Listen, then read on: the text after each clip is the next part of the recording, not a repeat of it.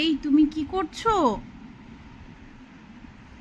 হ্যাঁ, এ কি পায়ের আঙুল খাচ্ছে? এ কি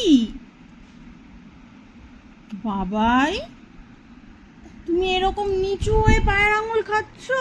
এটা তো ঠিক নয়। ও অনেকক্ষণ ধরেই এরকম নিচু হয়ে আছে, তো আমি খেয়াল করিনি। হঠাৎ দেখি ওইরকম নিচু হয়ে ওর পায়ের আঙুলগুলোকে খাচ্ছে। কি অবস্থা! এই যে রিশান,